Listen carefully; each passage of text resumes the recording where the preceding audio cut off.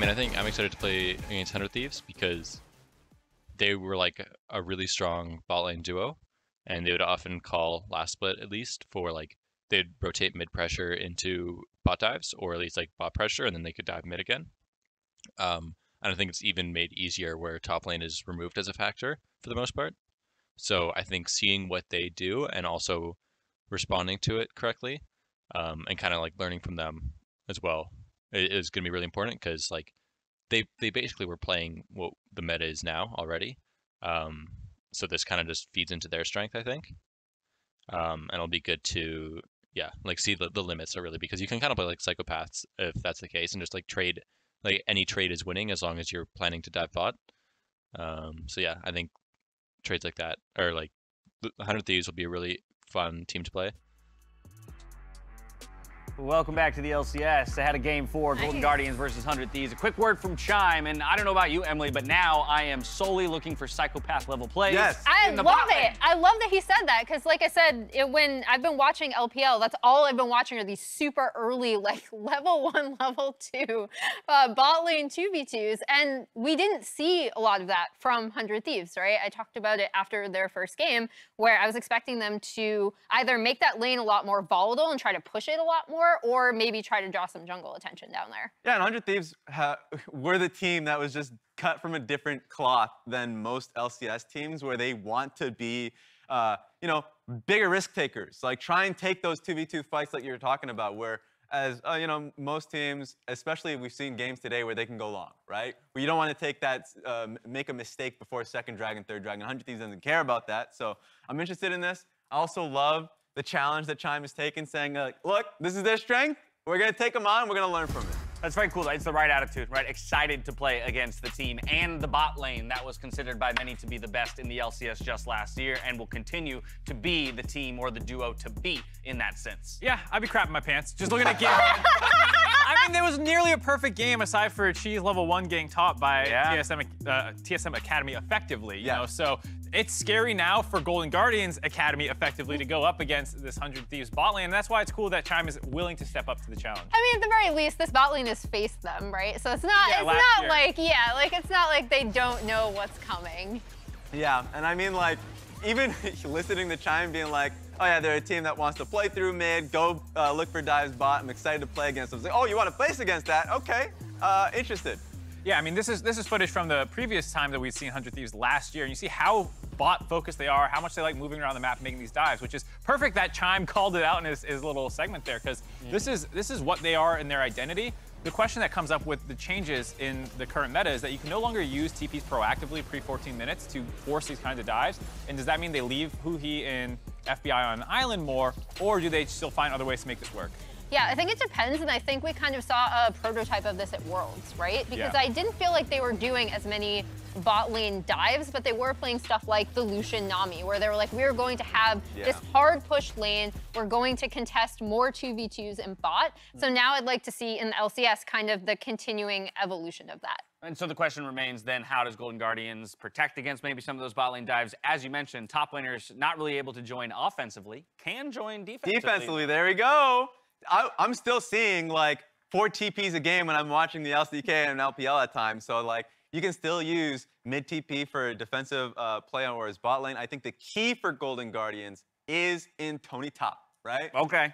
For me, it's Vayne? Not Vayne. Okay. He has a Jax though. Can I sell you on a Jax? I will take a Jax. You'll take the Jax? I'll buy a Jax. There we go. We got a buyer. So like his Camille game was fine. The Jax is what he's known for. He's a good split pushing top laner, and so I think they can have another kind of jab at trying to play towards a good matchup for Tony Top versus in this case Someday. Well, obviously right now 100 Thieves is the team to beat. We'll see if Golden Guardians has the makings to do just that. But it's time for us to say hello to an old friend as we toss it over to our casters, Freak and Jat. Welcome home, buddy. Welcome. There we go. Emphasis on old. Thank you very much, Dash. I know I feel young here, but I appreciate you consider us friends. I'm happy to welcome my good friend Jat back to the caster desk. How's it going? Thanks for the welcome back. Yeah. I mean, it feels good. You and me have been here watching LEC, watching LCS. We're seeing what look like trends so far in the day. Yeah. I'm kind of looking forward to see if those trends continue, and then also just get back to casting. I mean, you and me were talking the last the last time I was casting was the 2020 spring finals. So Yeah. it's been about a year and a half, and it'll be fun to do it again. I'm saying it's about 2 years. You know, it was 2020 spring, now it's 2022 Yeah, spring. it's the fourth four split splits after. later. It's Yeah. you know, it's the 4 split anniversary of Jat's last cast. It's the LCS 10th year in operation. It's all good stuff. We got some fun games, of course, today. All about Group A today. Defending LCS champions 100 Thieves. Basically a perfect game in their opener. They gave up first blood at level 1. And despite that, still perfect gamed from that point onwards. Golden Guardians came in with a rough loss, but gonna see him again today here now. And I don't necessarily think that because 100 Thieves played basically a perfect game, that it means they are going to perfect game everybody in the group. Yeah. I think the group stage and lock-in is very much a tune-up phase. 4 of the 5 teams from each group will advance to the quarterfinals, so it is not necessary to go undefeated. And also, I think there's a level of anticipation and hype that goes into your very first stage game after a full-off season of scrimming. And then when you were as dominant as 100 Thieves was in that first game, there is usually a relaxation or letdown of some type. So I'm going to kind of be looking to see how loose 100 Thieves plays this game and if they can show the same type of dominance that they did in their first game. Yeah, what's interesting as well, we talked about trends and trying to identify them.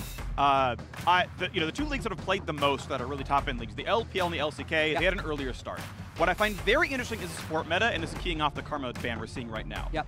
In the LPL, it is a tank-focused bottom lane. The top 3 or 4 champions are Leona, Nautilus, Rakan. It's all hard engage, and Yuumi is nowhere to be seen. Yuumi tends to be weak in a tank support, so you can bully the lane or roam against her. In the LCK, Yuumi has more bans than the next 2 supports combined, and their most played is Karma. It's an enchanter-heavy meta in the LCK, and Yuumi tends to be good into enchanters, and she rides the ban bench over there. Here, in the LCS, we're seeing some Karma bans. We are seeing a bit of a mix. We saw some Lulu earlier, but we are seeing a lot of like Lotus and Leona, and so it's kind of a mix right now. And it's also interesting that Caitlyn has gone through, because I believe today across at least Europe and North America, it really has not even gone through. And it is exactly in the wheelhouse of the way 100 Thieves wants to play.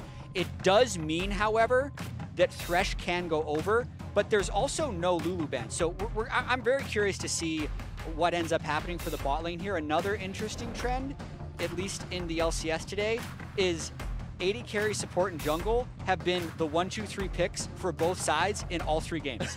No one has picked a solo lane champion until the 4-5, and because the support and jungler has already been locked in for Golden Guardians, you don't see a reason for that to change. It's matched with the double range, and now you're just going to probably get another long-range champion to try and match. Absolutely. Kate Luck's definitely a big one. Again, the LCK seems to be the most double range, just chain push. Sort of, that's their meta game right now. In months, we'll see how it, interacts with other teams around the world, but for now, it's kind of the Korean metagame. Caitlyn has been huge everywhere. She's like a top 4 pick in LEC, LCK, and LPL. So, the LCS is right at home. Like, yep, Caitlyn priority is a big deal. Obviously, we had talked in the dive about how because you can't teleport your top laner down there on a flank ward, you don't get screwed by chain pushing in bot. So in Korea, in North America, we are seeing a bunch of chain push bottom lanes. And I think this is a worthy conversation to have. Just viewers, bear with me. I'm not going to talk about the 4-5 bans and the top lane stuff because I think the bottom lane meta is very, very intriguing.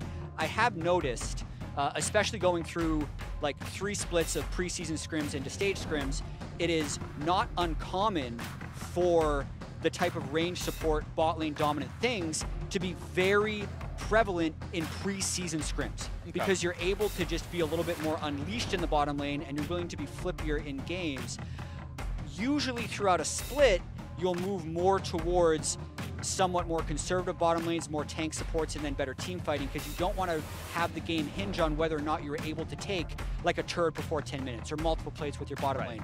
But that extra dynamic coming into this split with an actual gameplay change of not being able to ward behind, teleport in 8 minutes, and get a double kill, we don't know if it's going to go away.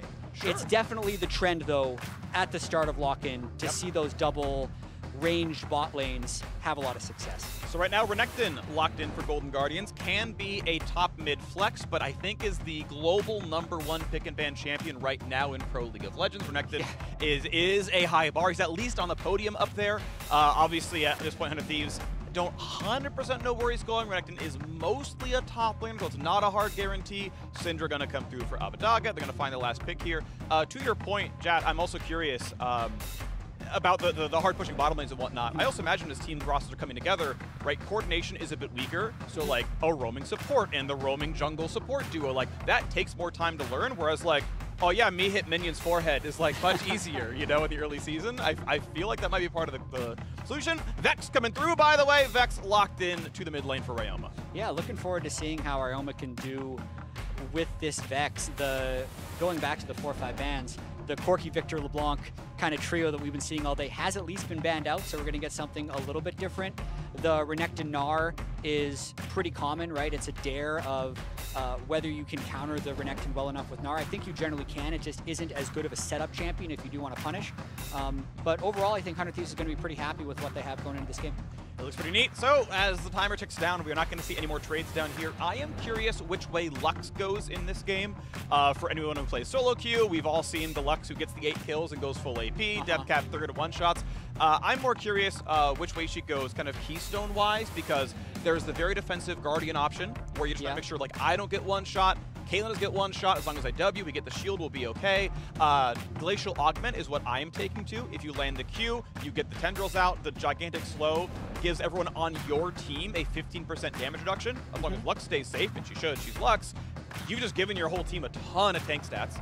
And I think that's actually supposed to be her most common choice. We'll see if it goes that way, but she is going for Comet. She's going very poke heavy. She's trying to say, no, we're going hard shove. We're dealing damage on the turret. I'm going to land the E, the Lucid Singularity, and we're going to push you out of lane. Yeah, that is the most common one, at least looking at the solo queue stats. I'm also inclined to a Moonstone Lux, which is definitely like a hipster mythic for Lux, but I feel like it has good uptime if you end up being in a pokey game, but that's going to come in a long while. For now, we got the posturing at the start of the game and no immediate face check first blood for Someday this time. No immediate first blood. Congratulations, Someday. You have lived a lot longer than on average. That's good. Right? The stats are moving. I mean, I'm just saying right now, like, Someday's gold difference at 15 is, like, in the dirt. He got counterpicked by a Vayne. He got first blooded. Like, wow. I mean, right now, Someday is the worst laner in the LCS. Yes, I'm being sarcastic. Someone will clip it right before. Yeah, it's great. Part. Yeah, statistically, Someday is the worst early game player in the LCS. It's stupid. I just wanted to say it again so we can get clipped a second time and I can show up on Reddit. People can make fun of me for using stats out of context, and the joke's on them because using my quotes out of context. And we just go deeper and deeper. Yeah, welcome back to Cast with Me, Jat. It hasn't changed. It's like riding a bike. Yeah. It's completely fine. Yeah. Oh, early trade to the mid lane. Nice. Gets a fear, gets the auto attack, and the Gloom ticks back up. Ryoma gets a decent early trade there against Abadaga. I hope Ryoma can have a good showing this game. I know it is a preseason tournament, but going up against his former org that he's played LCS with, he's played Academy with, I know that at least Papa Smithy definitely wants good things for Ryoma. And this is it's another chance for him to have a little bit of limelight. I know, personally, my opinion of Academy and the opportunity presented to Academy players, they're usually in a pretty tough spot. So while on one side you can look at it as a bit of a downer that a lot of the LCS orgs are fielding Academy teams for the lock-in tournament, I think it's a very good opportunity for them to showcase that they actually do have a lot of talent. I think there was a number of Academy teams in 2021 that could have placed better than LCS teams that were playing on LCS rosters. So I hope we get to see more of that. Wait, oh, is he dead? It's almost. He's not going to die to the Ignite, but that is binding in the trap. Q always does full damage. He gets the bonus headshot. That looks good. Yeah. Kate Lux is strong. It was level 2 for both teams, but a better wave means you can tank the hooks with minions, and that is lane priority for 100 Thieves. Looking to slowly crash the 3rd wave here. And sometimes the other lanes don't matter if you have a Caitlyn succeeding. This is This is also a camp skip by Closer to immediately pressure this bottom lane. It also pulls Iconic down. That's a good hook, though. That is also Glacial for the extra slow, looking pretty well. It means Iconic can reach for the stun. And they're going to try to find the kill on a Huhi, and yes! Chime claims it, rings the bell. They'll answer one back. FBI's on the board, but again, 100 Thieves drop first blood. They don't get the first blood, but they definitely win the trade. If you think about what happened there, the kill went to FBI. You have Stixxay pushed off Wave and recalling, and you also have the gold on Golden Guardian's side going to a Thresh who is one of the worst champions in League of converting gold into power. So even though they give up first blood, and even though they landed this nice hook, Lantern combo, I don't know if the Lantern came through based on the view we have right here, it's still a highly favorable trade for 100 Thieves. Yeah, he was 2, so I think it was Flay. I think it was just anyway. hook Flay, yeah. And just, yeah, got enough damage. Obviously a great hook, didn't have to follow it through right away, and then, yeah, okay, the rest of the follow-through comes in. But shout out to Glacial Augment for getting the slow that allowed Iconic into range for the stun, because that's a 0 for 0 if you don't run Glacial in that case. But here we are now back into the game someday with, you know, some pretty good landing. He's up 6 CS. He's really flipped the script on, you know, the early LCS laning phase here. Yeah, and I think a well-played Gnar can definitely do this to Renekton early on in the laning phase. Oftentimes the danger would be that if a jungler pats top, then you're going to be in gank threat. However, when you're comboing the Gnar pick with such a heavy pushing bottom lane like Caitlyn Lux, 100 Thieves doesn't care. They know they're going to be making it all about a bot lane game, so hopefully someday can play an isolated game on top lane, and we're just going to see a lot more of this. Fine, you can play him on the Chompers, already took Dead. one of them. Flashless Meat Dead. Tea is gone! And thank you very much for the crowd control, but first, a double knockup for Closer. Wants in, is it the damage? Yes it is, and that backwards gets FBI in range as Closer claims his kill. Oh, and now the health difference might be big enough that Stixxay gets zoned off the wave. I think we're going to see... I mean, he's just an EQ range. Oh, he like, just died. why'd you walk... Stixxay! I know it's early season. I know. I mean, that's... I feel like it's still positive for 100 Thieves. But, like, you know what brush he's in? Yeah. Zap from longer range.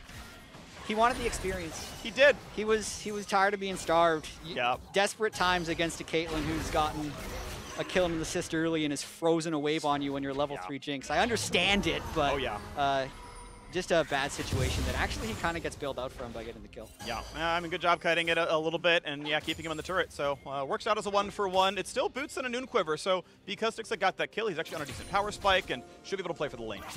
Yeah, and actually a little bit of over-aggression here by Huhi knowing he has the jungler behind him, but probably didn't expect to get hit by that hook while just level 2, which puts him in burst range. And what is this? Huhi fighting. Huhi, buddy! Huhi has turned into food. Thank you very much. Stixxay has gotten 3 kills down here already. He's actually going to be gigantic. And look, the phase may have looked bad, but this is sometimes what tank versus enchanter looks like. You've got the ability to CC them. They're squishy. You find the kills. Yes, this is a little bit outside the norm, but good on Chime to land the hooks. And it might call back a little bit to the level of focus we talked about earlier, where they had such a clean game. In game 1 of the day, they were so far ahead, they could basically do whatever they want. And then you have this Caitlyn Lux lane where I imagine the mindset is very much that you were just going to destroy them, and you almost need to make the pick worth it. So he's trying to push all of his limits. And yeah, he's just gotten punished 3 times. And now a Hex Flash from a control-worded brush, looking for a move. They find a hook, a good cleanse, but FBI slowed. However, Iconic cannot get the rest of the way into range. I believe a double landing from Huhi guaranteed that neither one could follow up, so good awareness. Huhi managed to land the CC to keep them alive.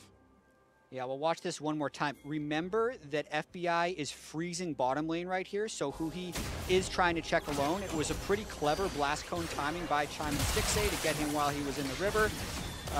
You understand why Huhi is trying to make sure that the river is safe, because they're freezing a little bit, but I actually don't think that was completely necessary at the time because of the way FBI was freezing the lane. Yeah, I mean, it turns out you've got a blast plant there, and that means they time it right on you. Then suddenly they're there. He wasn't on vision unless he got in range of the minions, which might have happened. Could have been lucky timing, but hey, end of the day, it is a 3-kill Jinx, and it's going to be hard to make up the 30 CS deficit, but 2 kills get close there. Yeah, 700 gold about 8 minutes into the game. Rift Herald will become in play very shortly, and let's see.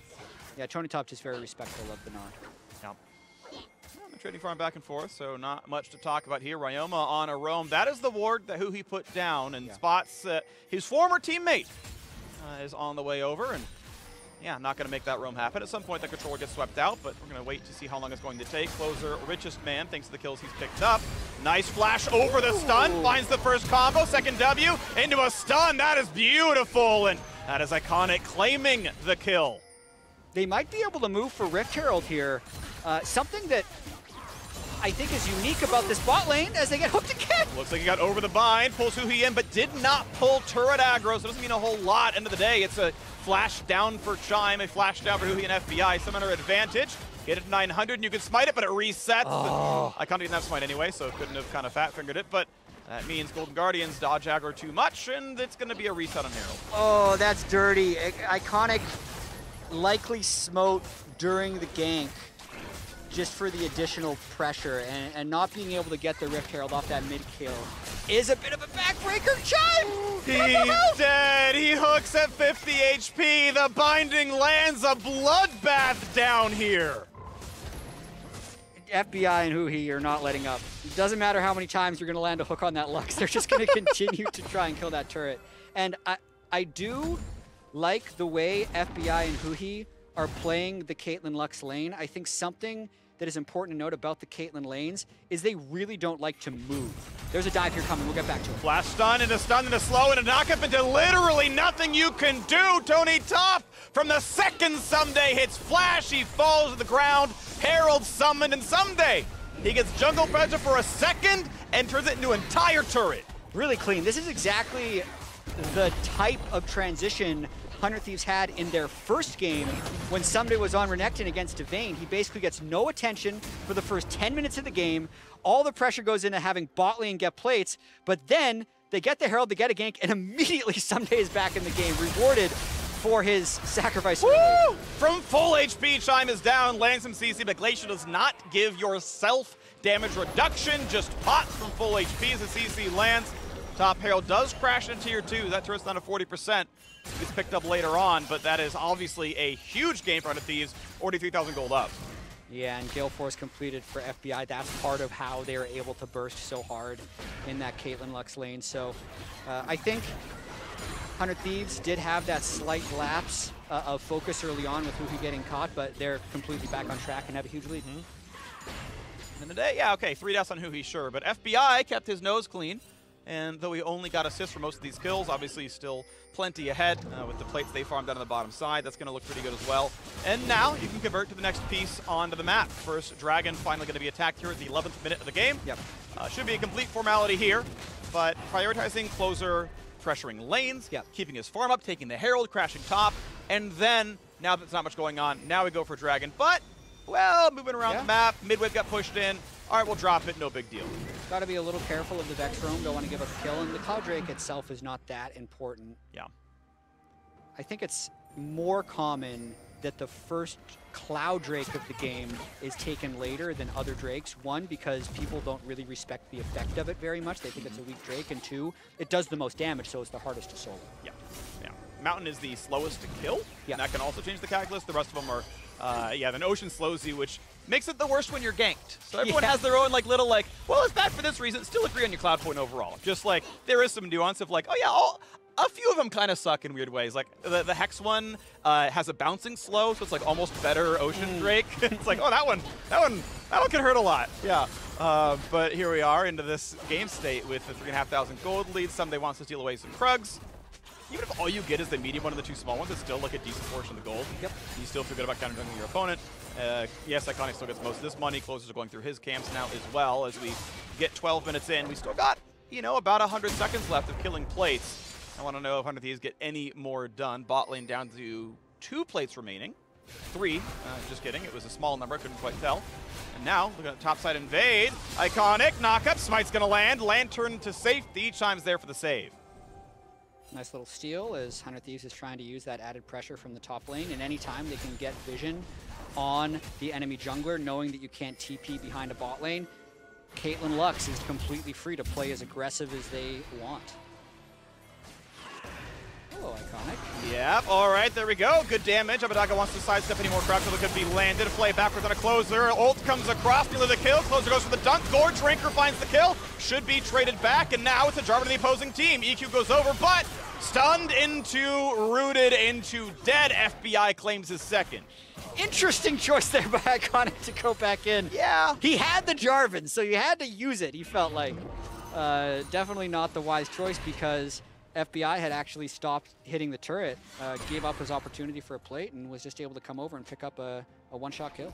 Yeah, I thought maybe there was enough going on. Like if Ryoma had his ult reset going, like, oh yeah, you know, I can EQ over a Syndra stun, go back into the Viego ulti, and the plate gets taken at 13.5, so still 4 of them farmed down to the bottom lane. Pretty good income there. Yeah, you imagine a different world. Like there's almost enough damage to find that kill, but didn't happen here. Someday has his demolished. There we go. Stops to auto the turret. Yes, takes a turret shot for it. And I believe it had backdoor bonus, so basically 1/3 damage dealt there. Doesn't mean a ton. Looking like a possible reset as he's probably got his full Divine Sunderer in base. That'll make him pretty hard to deal with. Watching this one more time, Iconic sees a window onto Syndra, but honestly doesn't have the follow-up. Hooking seemed like a good idea, but I like how Closure just decided to capitalize by ulting in, and then, yeah, just even if that lands, I don't think it really does much. Yeah, Vex had ult, Iconic. like she did get the reset off that fight. I was watching the cooldown and she did have it, but yeah, not enough there. As you mentioned, Caitlyn came up and it's like, yeah, level 8 Caitlyn with a Gale Force, like that's actually just pretty good damage, and they shut him down. So unlucky there for Iconic, maybe a bad choice, but end of the day, it is still the 4,000 gold lead, 200 Thieves. Turret plates have dropped, and what a magnificent early to mid game it has been for the defending LCS champions. Yeah, they still seem pretty in sync, which is what you would expect when you have a consistent roster. Yeah. No Tenacity yet, even though it has been announced that he will be a 6-man for them right now. And Golden Guardians desperately trying to hold on to this turret, but it's not long for this world.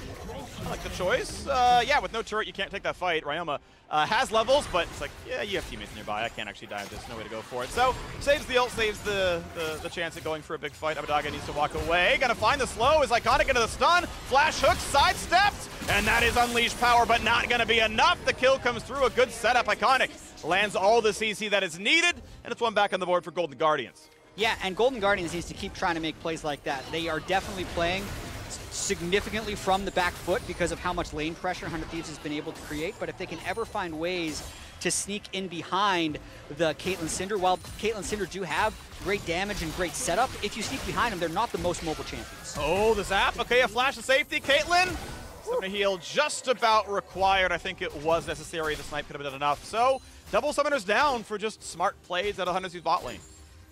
Yeah, Stixxay has been competitive with gold, but has definitely been playing with very little agency for the majority of this game. I don't see why that would not continue, especially now that he has no summoners. Next one's going to be a kill. Jinx has no natural escapes. Maybe Chime's got the lantern in the right spot, but yeah, I mean, we're looking at, you know, the previous one was well under 30 minutes, and certainly Golden Guardians making him sweat quite a lot more. You know, shout out to this crew. As you're mentioning, sometimes that second game is where you kind of settle in and you start playing a whole lot better. This is certainly a better looking game from Golden Guardians than their first. It was a rough showing in their opener. Yeah, I want to see the setup here, though, because FBI and Huhi did have what would be considered a late reset. They recalled with only about 20 seconds for Drake. I like recalling about a minute before if you want to actually have the right push. So they are kind of needing to concede this dragon, and now they're trying to get something on the backside if they can break this mid turret with Rift Herald.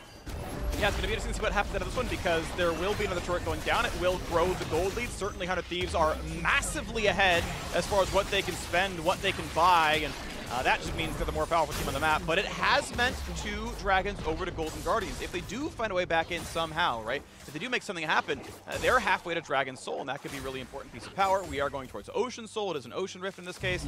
And this is one thing that I think we saw a lot last year as well, was teams tended to deprioritize Dragon. It seemed like it was all about Herald and then getting the turrets and going for the kills, and the gold was almost always more important than the map objectives on the bottom side.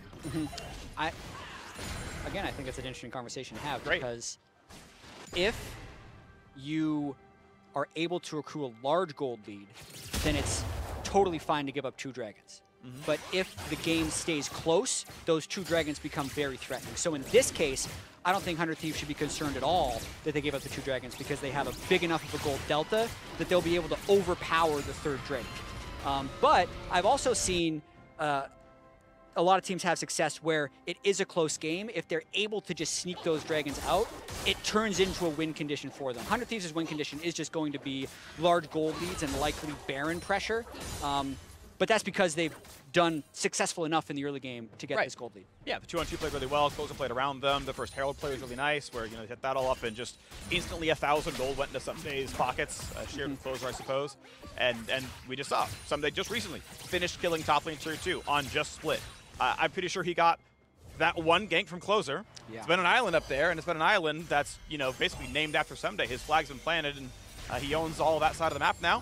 Mid lane wave clear still going to happen. Of course, Caitlyn Lux can just press the button. That's going to mostly full clear a wave. In this case, still going to put the autos down for the casters. Mid lane, we can see again is Iconic waiting on the bottom side. We know there's no dragon to play for.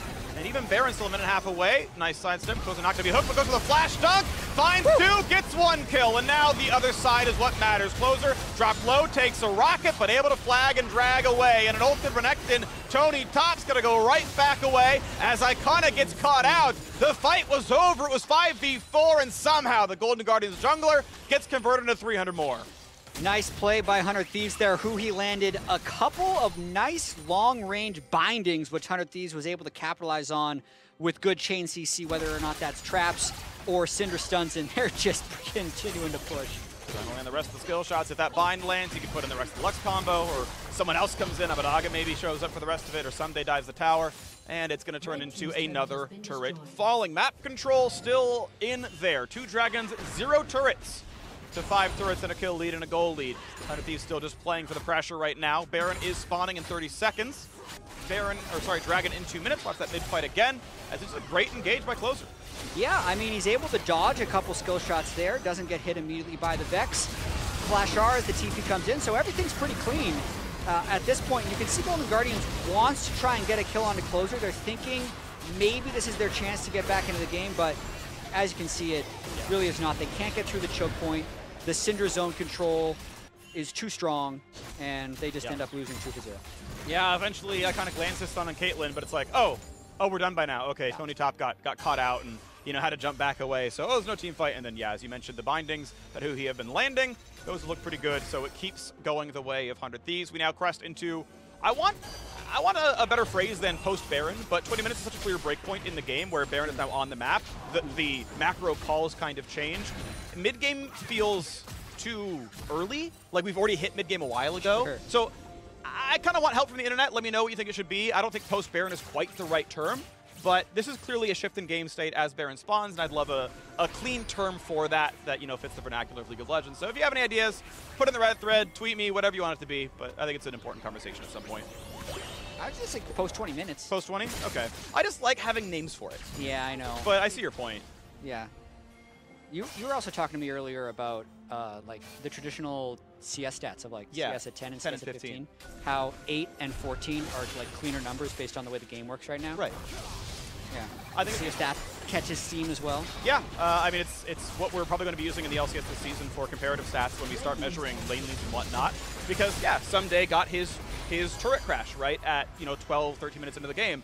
And it's like, of course, you want to be able to measure that, right? Your post Herald, pre-plate drop kind of situations. Those are kind of clean game states. Do you roam out a bot lane to play for Herald? That should be measured appropriately. So, a fan of just like, okay, we got a fight going on. We're gonna talk about this one. A play backwards, but Someday is real tanky. 1v3 or not, he finds a big stun, another slow, and if he has to flash, he'll do it. Flash to the blast plant, jump to the Baron pit, and reinforcements have arrived. The Abadaga teleports into that top lane. Try brush and. They might be hemmed in. Doesn't go for the big stun. With no vision in the brush, doesn't take the risk. Takes the risk of first play. Probably didn't have anyone in range anyway. Oh, man. Nothing. That's depressing for Golden Guardians. That's definitely one of those demoralizing plays where if this were in scrim environment, you might just say GG after that one, because when you catch someone that alone and they do that to you, you know the game is not in a good place. He 1v3s and comes out higher health than your team. You're like, well, what's the 5v5 going to look like? Not great? Yeah, not great. would lead nearly 10,000. 100 Thieves have done this all day. They crushed TSM. Again, in that case, not with their intended roster. It was the Academy team. Golden Guardians in a similar boat. This is the Academy roster. But it's just cool to see, like, yes, 100 Thieves clearly are in form. They are tuned up. I think their game's on Sunday and next week. Yeah, recalling on a ward, you know, doesn't need it. Here you go. Fine, I guess I'll kill this. Yeah, I think they're absolutely going to be the lock-in tournament favorites for just a number of reasons, right? The fact that a lot of teams aren't playing with their full rosters, the fact that you are dealing with these compressed practice schedules before lock-in. In a lot of ways, lock-in is a tune-up tournament for teams. Even though, something that I wanted to point out last year, I know prize money isn't talked about very often. You get more for winning lock-in than you do for winning spring split. I mean, of course, you can still get prize money for MSI afterwards. Yeah, of course. So it's not necessarily 1-for-1, and you get a large amount to donate to charity. So, like, there are actual financial reasons to want to win lock-in as well, outside of the prestige of kicking off the year in a good start. But, yeah, it looks like 100 Thieves is definitely looking to make a little bit of a statement, at least from the first 2 games we've seen. Yeah, you know what's ironic, Chat, is you're coming in here saying, you know, 100 Thieves are the favorites to win lock-in. Yeah. And you and I were the only 2 to predict not 100 Thieves to win lock-in of the talent pool. Yeah, which means they're the favorites. They are the favorites. I'm just saying that you and I both were like, actually, you know, you like Teal a bit more, I like EG a bit more. To be fair, part of my bet was I didn't know if 100 Thieves could field the full roster. I didn't know if someday or Closer could make it, because I know there were visa issues. That's why I was leaning EG. EG had said, like, their whole team has been there since, like, December. But we got to fight in the top side. 3v1 round 2. Oh, I got flashes, but he's not going to get away from Iconic. That CC combo is going to land. A flash fear, maybe more than is needed, but they claim the kill all the same. Down goes 100 Thieves mid laner. Yeah, it's nice to get the one. If they can't get Closer, though, it's unlikely they're going to be able to turn it into much. These types of situations, though, you wonder, top turret, do you just flip it?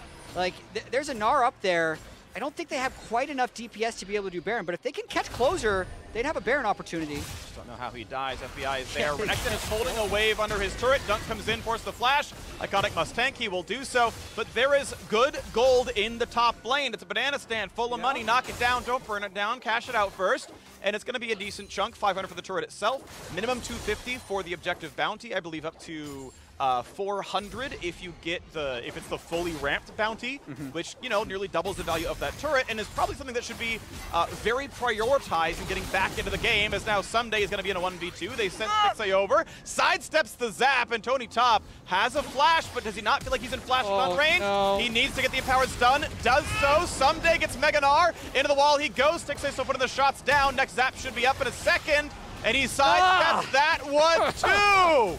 Someday, mad about the first blood in the opener, refusing to die again. Chime drops to FBI. Someday gets another stun. Please, someone tell me he can die. Jumps away, gets the zap onto him, and finally a kill. Sixthing gets 500. Dodged away from Huhi. Iconic can't find the CC. The zap comes in. Closer claims the kill. And in a 2v2 with FBI arriving, I can't imagine Tony Top survives this one. Find a bit of time now, but hey, Closer and FBI putting in the shots. FBI gets stunned. Iconic gets the stab, now he's Caitlyn, which is really squishy, and he can't ult away in time. 100 Thieves win a sloppy team fight. Yes, they do, with the delayed ace right there. You still might call worth. You killed Someday, and you killed FBI. That's a side quest I like to play when I'm losing a game terribly. You try and kill everyone once. Yes. So even if Golden Guardians doesn't get the win, they have at least killed everybody once. Yeah. You claim any bounties that they have at the time. Chime, goodbye. Goodbye. Yep, you are dead. 100 Thieves coming off the Bud Light Ace with still control of the map, unsurprisingly. Chime walks in for a ward, and oh, there's a Jarvan right there. Okay, he's dead, and we wait again for the respawns here. Yeah, and now 100 Thieves also has a game. They try and kill Chime 10 times. Oh, nice. Because they already have him at 8, and they're really close.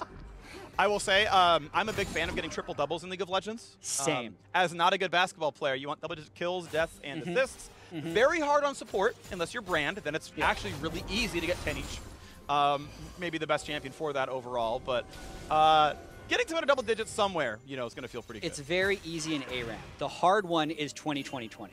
That one's tough. That is a lot of death. Yeah, usually the game ends when you're at 18 or so. Just because death timers get long enough that the game will usually come to a natural completion. But please send me your 2020 games if you have them. Yeah. I like to see the situations where they can happen. In ARAM, Yeah. lower consequence than your ranked games. Don't try it in ranked The 20 games. death ranked, that is a very long game. That is tough to get the 20. And trust me, I do a fair bit of going too aggressive. But Dragon claimed once again the first 2 that Golden Guardians claimed. Okay, that's a nice consolation, but 100 Thieves with a giant gold lead, retain map control, and the Dragons stack up. It's not like they need Ocean to close it out. Again, I'm not complaining about their style of where they played the map. It's just worth noting, hey, if they were able to have their cake and eat it too, it'd already be an Ocean Soul. Yeah. Instead, it's just a 10,000 gold lead, and that feels good too. It does show one of the consequences of not taking the early dragons because, like, sometimes you want to ask yourself what the purpose of a gold lead is. Like, is the gold lead to secure objectives, or is the gold lead to have a gold lead? Like, or is the gold lead to extend your gold lead? And when, basically, Dragon Soul is a win condition, right? Baron can be a win condition. Obviously, killing the Nexus is a win condition, but it stalls when you don't get your first drake until like 20 minutes, which is what 100 Thieves do. Absolutely, it gives time to fight back, because if you can't go for the Baron, there's a big dive and a deletion! And that is a death. 1 for 1, those the mid laner trades back out. Iconic tries to stay alive, ults to safety, gets away. Close as a GA, will not die. Iconic burning, but survives as well. A 1 for 1 where you shut down FBI. That's the kind of situation Golden Guardians are happy to be in, where they claw back that little bit longer. And if this does happen to go for 20 more minutes and the Ocean Soul never does come through, then that starts to matter. A very rare situation, to be clear, but you know, these scraping by and staying equal, that's now the game plan for Golden Guardians for the next 10 minutes. Really nice pick there by Ryoma, and that's basically their only option. I don't think it's realistic that Chime will be able to find hooks onto him, because Jarvan and Gnar are more likely to be able to block, as well as if you're moving into hook range, he's just going to die himself to either a Syndra or a Lux. But if they can weave those Vex, Alt, and Fears through the team and get onto one of the 3 squishies, they would have a fighting chance. It's a very low probability to win, but let's watch this one more time.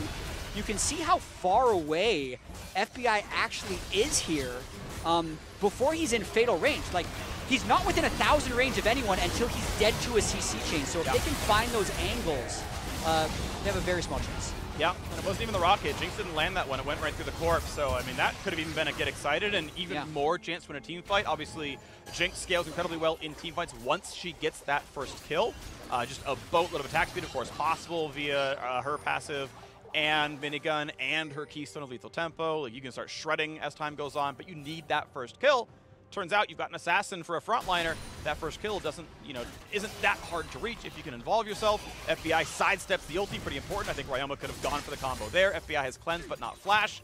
You can probably combo off that one sometimes, but now Baron has begun. 2 minutes till next dragon spawns, and Baron, okay, Bluefinger reveals it, but it looks like 100 Thieves don't have to care yet. Yeah, we got to see if they're able to secure this. They do have good vision control here. If Golden Guardians tries to step in, Cinder can zone them out, and yeah, that was close. It was a good rocket by Stick save, but a better smite by Closer, and now the Red Bull Baron power play begins. Someday has flash. Does he get them onto the wall? Not just yet. The crunch isn't too good and doesn't reach the back line. Wasn't able to quite get in range for what he wanted to. Ryoma just out of range of the Jarvan. Closer could have traded flash for flash. That would have worked. Chooses to say, well, we find a better fight than just flash gets a mid laner. We can kind of lock people down with that one instead, so we'll wait. A nice spear going to stop Closer's attempt, but mid lane will fall. Inhibitor cracked. Good job by them. Let's see if they can get the second one. I think that's what's necessary if they want to accelerate this game to the right pace. They're still about 6 minutes away from being able to acquire the Ocean Soul, but they move straight into top lane. They still have a decent threat on the Nexus turrets from Someday, and they've already started pumping that top turret. You mentioned Someday in the mid lane for top right now. The poke going back and forth, and that is going to be a turret falling as the traps go down. The losing singularity for the CC, the slow, and you can't walk past it. So the Baron buff push continues, and we're going to see a second inhibitor fall. Bot lane, the next target could be next. We'll see which way it goes, but Golden Guardians now on their back leg. Yeah, Demolish is ready. That turret's going to fall, and you've got to take your fight before your base is dead. You waited till the first turret dropped. When's it going to happen? Ryoma has an ulti available to a new top. His is gonna time out. Flash stun, not gonna find a good target here, so it's the turret taking damage. You have to go at some point. Finally comes in. The one shot on FBI, the Q misses. A single skill shot could have changed that fight, but he's gonna get off to the side. How about the 5v4? The dunk comes in, close on a rampage as Chime falls again. Was it number 10 is the question, or only number 9? Tony Top flies in and doesn't have the damage. FBI gets the net out in time. Iconic knocked up into the laser, into the kill. 6-8 tries, but he's out of mana. Goes for the autos. That is a stopwatch, and that is no way back into the game. I am sorry, 100 Thieves. The quest was not complete. Only 9 kills on the Chime, but they will knock down Ryoma. They will knock down the Nexus, and 100 Thieves will start the lock-in tournament 2-0. Definitely took care of business right at the end there. After FBI got picked once in the red buff side jungle, they just went Baron and pushed mid until the game was over, and I think that also demonstrated how good their front-to-back, like, straight-up fighting was. Because I think there's going to be a lot of people that would say, why didn't Golden Guardians just go? Because they couldn't straight up. Unless they could find a way behind 100 Thieves, which they weren't in a position to at the moment that that mid lane siege happened. 100 Thieves can stay there indefinitely. So I like that they recognized that and just really ended the game when it looked like it might be able to drag on for a little longer. Yeah, they had all the long-range poke, the zoning tools and whatnot. The only great engage was, okay, you maybe land a hook, but there's a lot of warning for that one. And they can zone them out, and so they can stay out of hook range the entire time. And Vex combos. And to be fair to Ryoma, this was, I mean, I think one of the best games I've seen of him in a long time. It actually looked pretty good. He had some of the deletions. I mean, he nearly got FBI at the very end there. Really close. Right? And it's just him. If you can tank the R, then there's no other way in. So, you know, you're looking for those kind of break points. But well done, of course, 200 Thieves for the convincing win. We're going to head over to the State Farm Analyst Desk to break that game down. See you soon. Thank you so much, Freak. 100 Thieves continue to look like the team to beat here in Lock-In as our defending champions now at 2-0. By the way, that color commentator you got next to you, he's pretty good. We might look to keep him around. Liking him. Yeah, You know? yeah. And give him another rep or two. Maybe. We'll see. Trial period. Jury's out on it. Draft. I want to dive straight into this because throughout the day, in particular, we've talked a lot about bot lane, both from the perspective of how the patch changes to teleport, things like that might affect the way that the bot lane plays. We heard Chime himself cite the 100 Thieves bot lane as, you know, the one to beat. So it was almost even more peculiar to me then, Emily, that they decided, you know what, this'll be the first game in the LCS that we give Caitlyn to. The Caitlyn got through. What? I was shocked, actually. I was really, I mean, you already know because you heard me back here, but I'm so surprised. I didn't think we would get to see Caitlyn at all today. She is one of the strongest, if not the strongest AD right now, the one that you automatically ban. Her pushing power is just absolutely insane. We saw the strength of the Caitlyn Locks lane. I thought they played it insanely well, as we'll see from a highlight reel later on.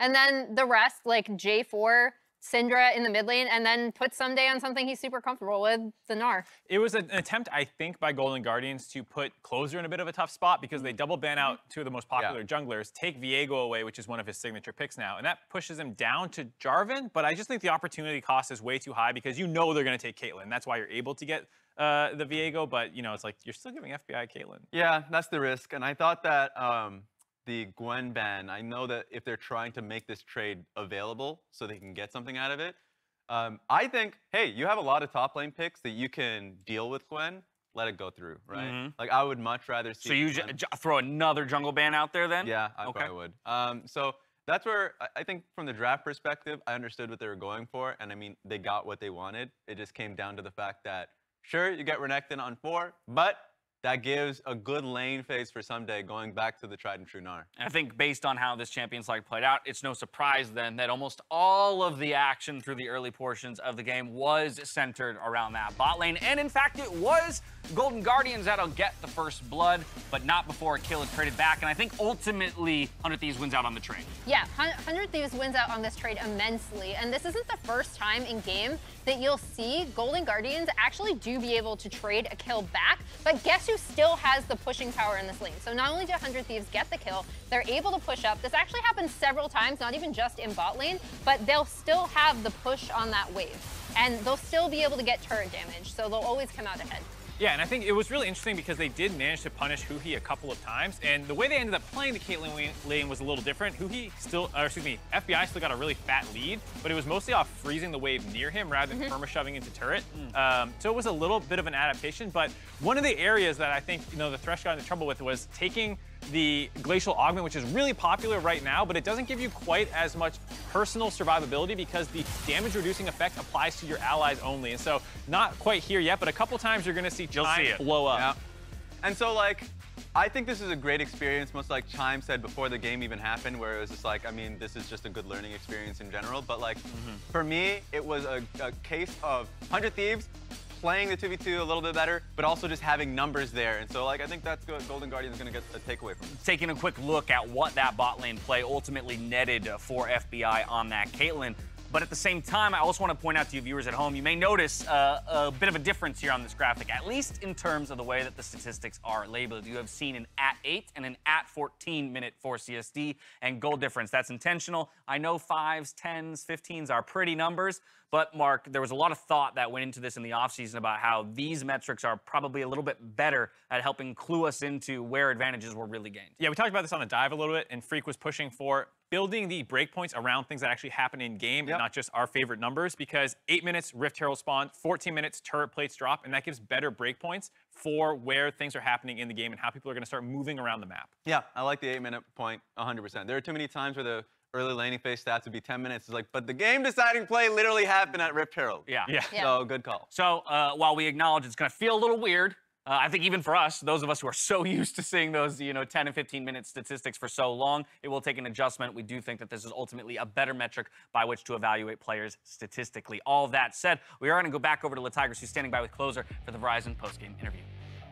Yeah, we got Closer here, baby. Jungler for 100 Thieves. Closer, what was your off-season like going and boot camping in Korea, spending some time at home, but then narrowly making it here to be able to compete and lock in? We ended up having a boot camp in Korea. It was really nice to practice against good teams. And now we are back in LA and 2-0 in the first day. Not bad. Not bad at all. And that second victory coming against Golden Guardians. You faced off against Ryoma, who was yours and FBI's roommate just of last year, now leaving the 100 Thieves banner for GG. What was that like in this particular game? Yeah, it's always good to win against your friends, so they cannot trash talk you. So I'm happy that we beat him. Always happiness when it comes to a victory. And in this particular victory, ahead of it, Chime was talking about how he was excited to face off against 100 Thieves, a team that had a style in the last season that tends to be very strong now within the developing meta. Do you feel that the strength of bot laners, for instance, really plays to the strengths of this roster? Yeah, I think we are, like back then we used to play from bot lane only.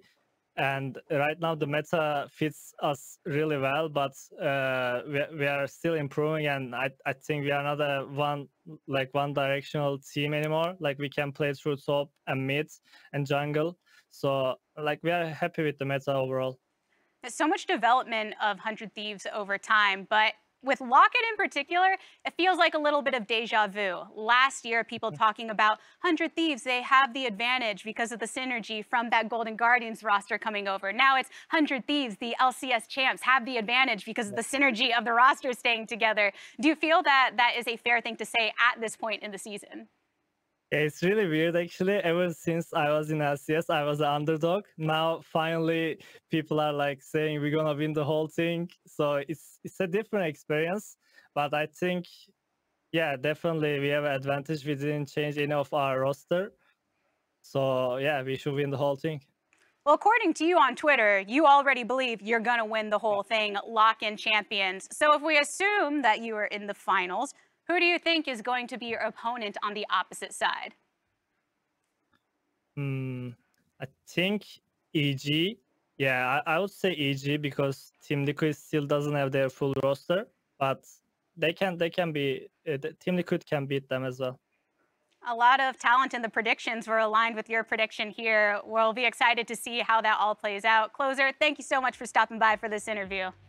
Thank you so much.